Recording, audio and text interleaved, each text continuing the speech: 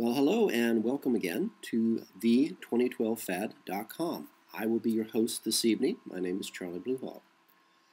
Last night we chatted about the pulse and how it will wipe out all the electronic gear on the planet unless, like us, you've taken steps to ensure that all of your technology is safe and functioning. And our food will be kept cold, our water will be running and hot, our lights will be on, and we'll be watching our favorite DVDs while the event's going on and afterwards. So tonight I thought we would chat about, well, 98% of the population of the Earth. This is one of those points that the New World Order, the Committee of 300, the Olympians talk about all the time. That people are stupid. That people are cattle. Well, I've spent 25 years in international corporate management on 3 different continents. I'm counting New Zealand as a continent out of a courtesy. I haven't actually been living. I've basically been surviving for 52 years in total. And I very sadly have to give the New World Order a gold star on this one. 98% of the people on this planet are indeed cattle. And you know, there's just nothing we can do about it. It's just 98% of the people of this world, these human beings, will not respond to reason, will not respond to logic, will not see what is right in front of their eyes, and will not get off of the train tracks, even though they see the train coming, unless someone gives them permission to. In fact, if you are, and I have been, foolish enough to insist that these 98% face reality, they will become, in way too many cases, especially with the women, they will become violent. This has happened to me on too many occasions back when I was still foolish enough to believe that you could reason with people who frankly just aren't all there. I saw this in a very brutal detail when I was in New Zealand for 3 years. New Zealand is a wonderful example of social engineering, what they called back in the 60s mind control. The basic problem with all mind control techniques used at this level is that people you are controlling actually know that something is wrong, but because they have been programmed not to see what is wrong, not to ask questions, and not to admit that there is something very wrong, they become more and more angry. They become more and more self-destructive. And God help you if you should point out reality to them. I was on the phone one day with a woman who had been referred to me by the New Zealand government. I was looking for a new corporate job. And the WINS, the Work in New Zealand office, had no idea what to do with me. They were trying to find dishwashers. So they sent me to this woman who theoretically was an expert in placing corporate types like myself. So I gave her a call on my cell phone, and she asked me what had been happening, and I told her, I said I'd faced bigotry and prejudice and racism, and I was being brutalized because I actually knew how to do my job. I was just telling her the truth. I assumed that the truth was what she was looking for. This old woman, in New Zealand it's hard to tell how old women are because they begin drinking at 12, so they could have been 40 and looked like 80. She actually started gibbering and screaming at me over the phone. That doesn't happen here. This is New Zealand. That sort of thing never happens here.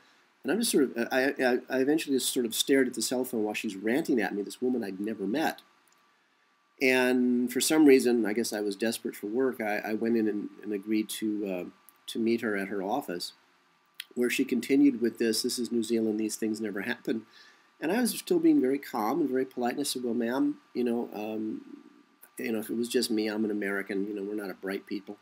But this has happened to every high-end foreign professional I know here in New Zealand. I would be happy to give you the names and phone numbers of like 30 or 40 people you can talk to. We can bring them all in, and we can share our common experiences with you. Perhaps you could, work something out and happen for us. And she began to scream and gibber at me in her own office. As I was leaving the office, finally I just gave in and just started agreeing with anything she said. Of course, that made her happy. As I'm leaving the office, her secretary, who of course was a foreigner, actually looked at me with tears in her eyes and just said, yeah, I know what you mean. And of course she couldn't say anything because she had a job. So anyway, in New Zealand, the social engineering of the 98% is so effective that the average New Zealander starts to drink, as I said, at the age of 12, and continues well past the age of 50, and at 50 their bodies just begin to melt. Many of my foreign friends in New Zealand were nurses from Germany and from England, and they would tell me these stories of these people, literally their bodies just falling to pieces, and they're 50 years old, and the drinking is such that I can't believe it. For example, projectile vomiting is so common in New Zealand culture that no one even notices it anymore. It's fully expected that you'll drink until, I don't know, until you barely can stand, I suppose. They seem to have a tremendous capacity. And you go home and you projectile vomit all over yourself, and that's a regular weekend. They don't even notice anymore. Now, if you're a foreigner like me, and you watch as a beautiful young woman comes into your home, drunk out of her mind, somehow she's drunk out of her mind, and yet she still has a couple of 6-packs of beer and a couple of bottles of wine on her. She comes to my house. I figure I better get some food into her. And she's already drunk, and she's drinking yet another bottle of wine with beer chasers. And 3 times she falls in my kitchen. The first time she fell straight down on her knee on my cat's water bowl, which was actually a tin that I got those little Danish cookies in with the very sharp edges. Her knee went straight down onto that, and I would have sworn it would have cut her leg off. No, didn't even notice it, but it bent the tin completely. She then continued to drink, fell again. This time she hit her head with all her force of her body on the countertop of the kitchen. I would have sworn she was dead. Didn't notice it. She fell again, this time hitting her head on an open drawer. Didn't even notice it while she continued to drink. Now, I watched this a couple of times when she came over in the period of about 18 months. The last time I saw her, she came into my house, drunk out of her mind, with, again, 6-pack and a couple of bottles of beer. And she was laughing that the taxi had taken her to the wrong address originally, and she'd walk into an AA meeting, and she just walked in and made fun of them and left. I said, wow, what a great idea. So anyway, there's this beautiful woman. She would have been beautiful if the alcohol wasn't destroying her body, even as you watched. She came into my house the last time, again drunk out of her mind. She passes out on my bed. I said, well, that's a good start. Maybe something will happen. So I'm laying across the top of her, watching television across her. And at 3 o'clock in the morning, I'm not sure if she actually woke up.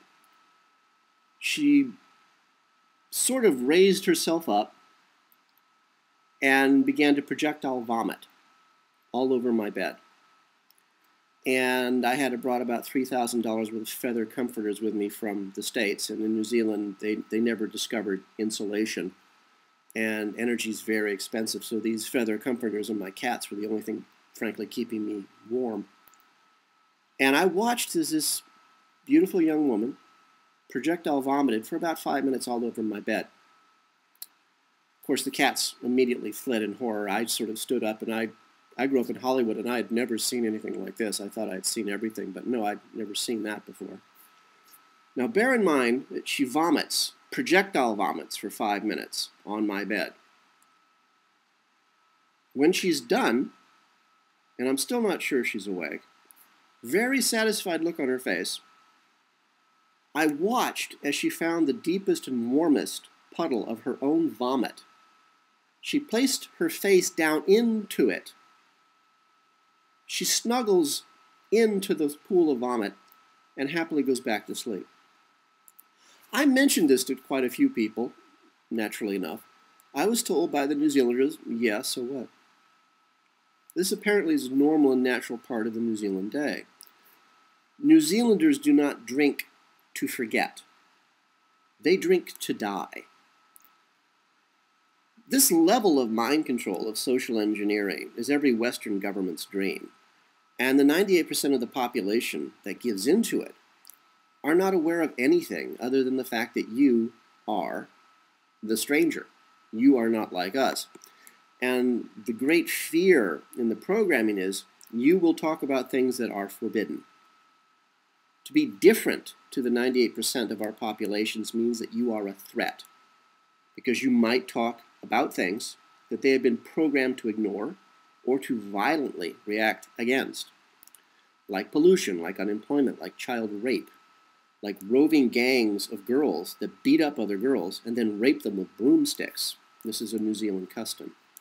Like roving gangs of boys and girls that beat up anyone who's different, beat them almost to death. And then where the girls will start kicking the victim repeatedly in the face with steel-tipped boots. Again, please don't take my word for any of this. Look up New Zealand news articles about gang beatings. It's incredible. If you really are that interested, I'll be happy to send you articles. Happy not being the operative word here. The New Zealanders are in a country that is dying. They're killing it. And it is falling backwards in time like a stone. The entire country is collapsing. Nobody cares.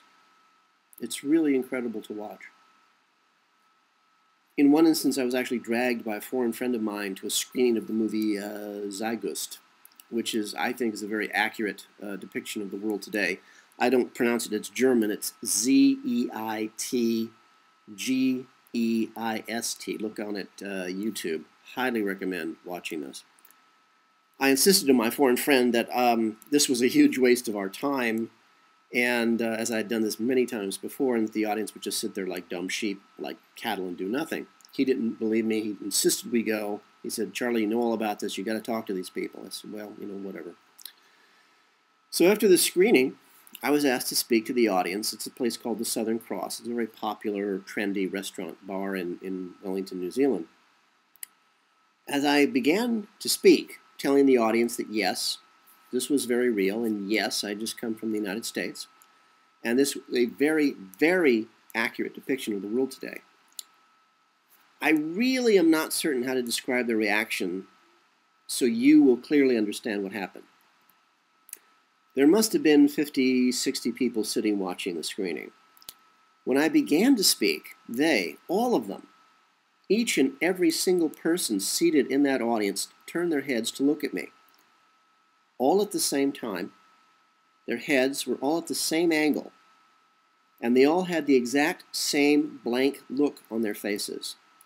My foreign friend, who was standing right next to me at the time, almost screamed in horror. The look on his face was priceless, because it was really like something out of a horror movie. When all these zombies turned to stare at me at the same time, in the same manner, in the same way, with the exact same blank look on their faces. Programming had kicked in. To me, it was just another day. I had seen that kind of reaction to reality way too many times over the last few decades to have it bother me anymore. But again, it was a very impressive demonstration of social engineering. To program people to shut down their brains when they are seeing anything that is not acceptable. No, 98% of the human race cannot be reached other than by these kind of draconian measures that we mutants, we normal thinking, reasoning human beings would never consider using. So yes, I will give the masters, the elite, a gold star in this one point. Yes, we are mostly cattle. But now I'm talking to you, you 2% who are mutants, who are thinkers, who are aware of your own existence. And it's you who we need here at the2012fad.com.